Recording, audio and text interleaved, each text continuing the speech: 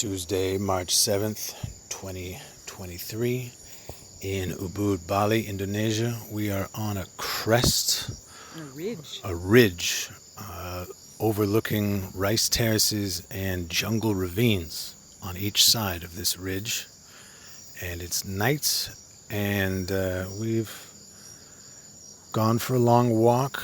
Just had dinner on the ridge. Now we're on a nice stretch where there aren't any people or noises or motorcycles. And there are some nice fireflies along the ridge. And you can kind of hear the distant hubbub of the city, but it's very faint. And we've had an interesting day. What did you think about today, Shamar? Yeah, we sure did. We went to a museum. Yeah. Yes, which was interesting in a way that I was not expecting. And wait, also real quick, let me just say before we backtrack to that, we're standing here on this ridge, and I just have to say that I think it's a full moon tomorrow, or today. So the sun has set, but there's still like this background light in the air, and it's reflecting off the clouds, and it's making some really like beautiful backlit cloudscapes. So it's really gorgeous to look at. But okay, so anyways, back to the museum. Yes, we went to the museum. It was called the Antonio Blanco Renaissance Museum. Yeah, and this is a guy who, he's not Balinese, but he married a Balinese woman back in the day. I think he's Spanish? His parents were Spanish, but he was born in Manila, the capital of the Philippines.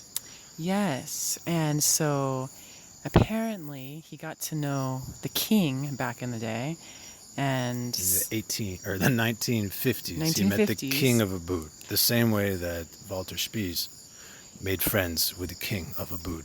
Yeah, so there was this photograph of him and the king, and it showed this showed this jungle scape, and this is a black and white photo, and then in the background is this little hut. And so it was showing like that was the first studio that he had. It was this little hut in the jungle, which eventually became this, I guess, mansion, like mini mansion. I mean, yeah, like a mansion of sorts. And now it has turned into a museum, and it houses all of his artwork that he did, which most of it was portraits and nude paintings. And a lot of nude women. Yeah. And his style was a bit flamboyant, I guess. There was like a lot of artistry to his line and a lot of color. In exploring his own heritage and his Spanish background, he decided that he felt a spiritual connection to Salvador Dali, and I think maybe Picasso too, but I definitely saw lots of references to Salvador Dali, and he tried to put his portraiture into kind of he tried to fuse his portraiture with Surrealism, and it didn't really seem that dreamscapey to me. It seemed kind of it was more like collage-y and like splatter paint, like kind of like free-flowing, abstract, but you could still make out the figure. Yeah, there was a touch of aquamarine or turquoise in most of the pictures to make it look a little dreamy, but he never went for the whole like melting clock thing that Salvador Dali did or any of that. But the thing that's weird, the dreamscapes. Yeah, but the thing that's weird is he never quite went that far with it, but he carried himself like the eccentric Spaniard painter of Ubud. And so he'd always have his red beret and his goofy outfits and grinning. I think the closest I saw to Salvador Dali was actually his photographs, where he would always be posing with his eyes kind of like comical or like these flamboyant poses, like I could see a little bit of like a Salvador Dali kind of vibe resemblance there, but not really so much in the paintings. He was kind of a small-time self-promoter, as far as I could tell. That's kind of the vibe I got. He had good technique. I could tell he was a talented painter, and he deserved to be looked at But as far as groundbreakingness, not so much. I still thought it was kind of cool. Yeah, and I guess the awesome part to me was the fact that he did live his life as an artist, and I was like, he like all those paintings he did make, and he lived here in Bali back in the day, and he was painting every day, and like, wow, what a life, Yeah. And now his son is a painter, and the son and the family still live in those quarters. So his wife was Balinese.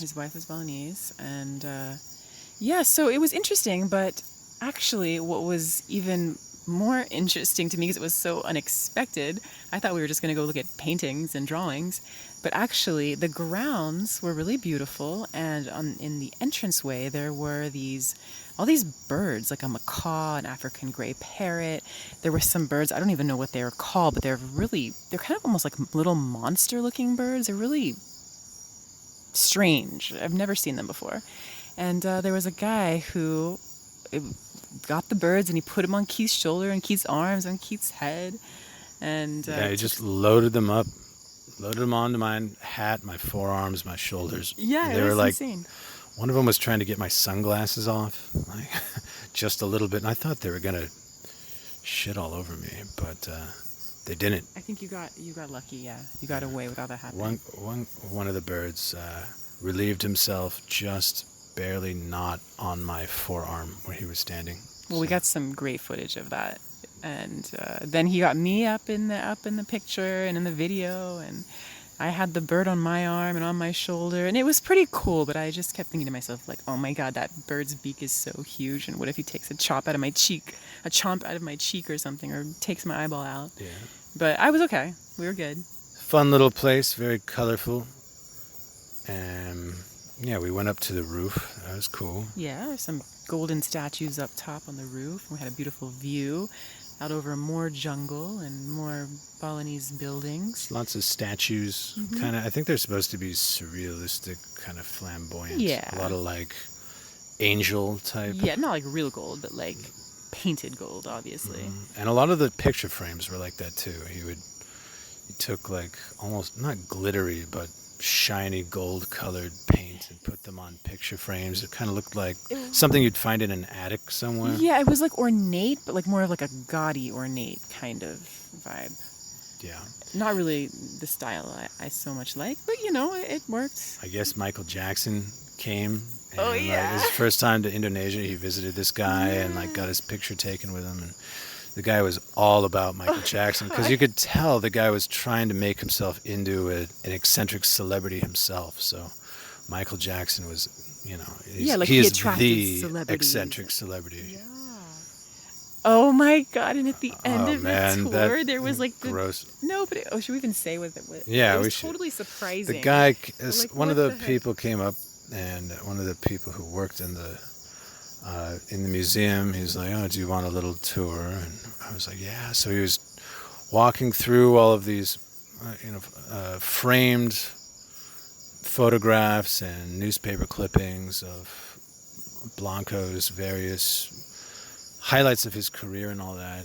And he took us to his studio and had us pose for pictures with his easel and stuff. And there was this sign. He's like, oh, he held up a sign. Like at the end of this little tour. At the end of this little tour, he didn't say anything, but he was just like... He was like, look here. And look then at the sign. Unveiled this little sign. This little sign that said... What did it say? It said, "What color is Michael Jackson's penis?" And we were like, what? I was like, what in the hell? What in the It was heck? like, and I was just like, I don't know. I don't know. And then it got me thinking, I'm like, okay, I don't really want to be thinking about that, but what color was it? And he already established before then, he's like, yeah, he came to Ubud and he liked Blanco because they were both vegetarians. It's something they had in common. And so the guy said, okay, the answer to the question on the sign is under this,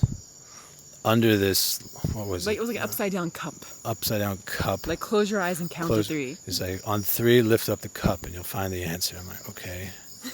1, 2, 3. So I lifted up the cup and there is this plastic carrot. I know. And the guy was grinning at me and said, because Michael Jackson is a vegetarian. And I was like, Okay. What was this? Your idea, the museum's idea, or was Blanco. or was it Blanco's eccentric, Surrealistic. surrealistic Salvador Dali edgy idea to put into his museum? I don't know, but Well, it was totally unexpected, and it was actually kind of funny because I was not expecting that at all. It was odd. yeah.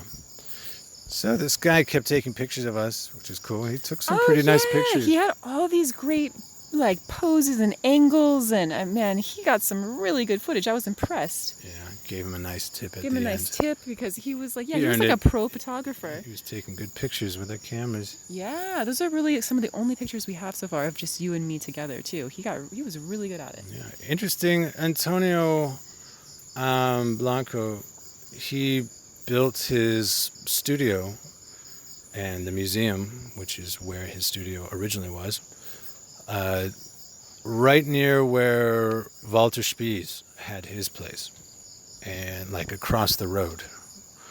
And I don't know if the King of Ubud said that he should kind of live in this artist area, or if he was like, oh, I want to be where Walter Spies was. Mm-hmm. But anyway, we went across the road to Walter Spies' old place, which was like a King of Ubud's like royal hotel that Spies lived in. Hello.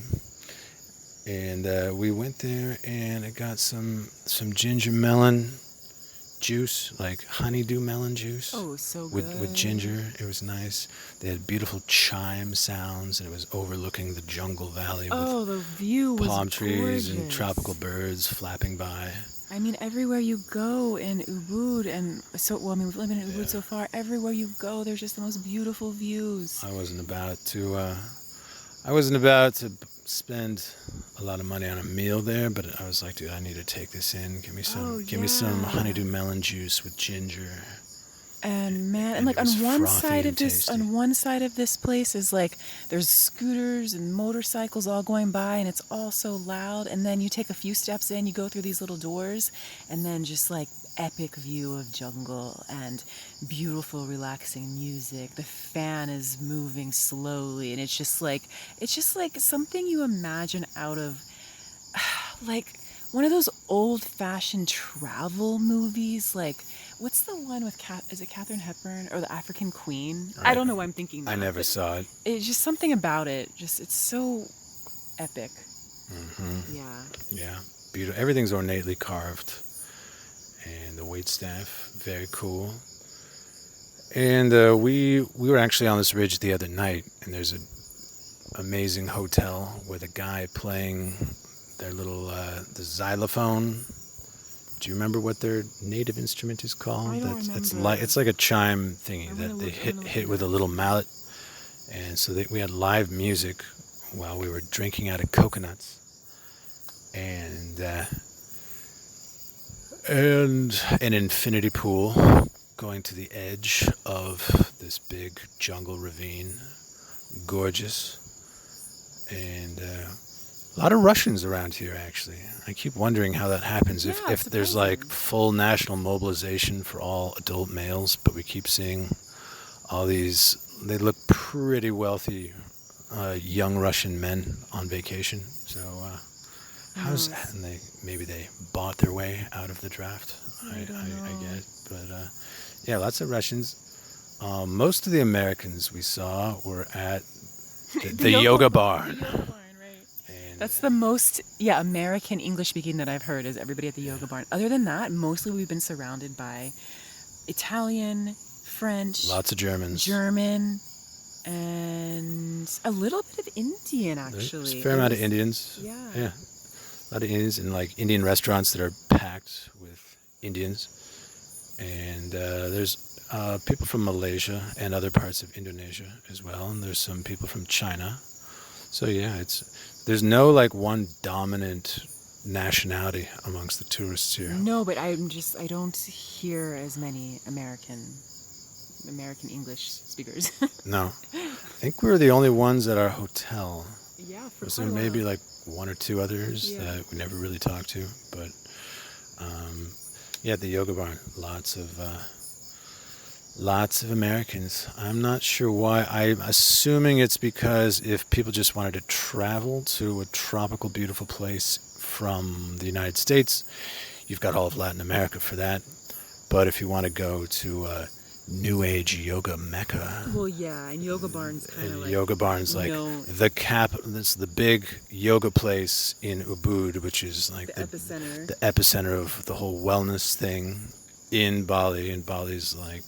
And Ubud is the center of that. Big, yeah, so it's the center of the center of the center of wellness. Yeah. Meaning New Age wellness. And so that's where I guess they keep all the Americans around here. And I heard a few other accents speaking English too. But, okay, so let's see, we've done the Yoga Barn. Yeah. We've done the Ridge. We've done the Antonio Blanco Museum. Yeah. Yeah. That's true. That's all good. Yeah. And then what's the last thing we just did is we had some dinner. Another rice paddy. There's just rice paddies everywhere. But this rice paddy also had a lotus pond with a beautiful statue of a woman with water coming out of her little basket. It was really beautiful. At the base of this ridge, there's a temple that goes back to the 9th century.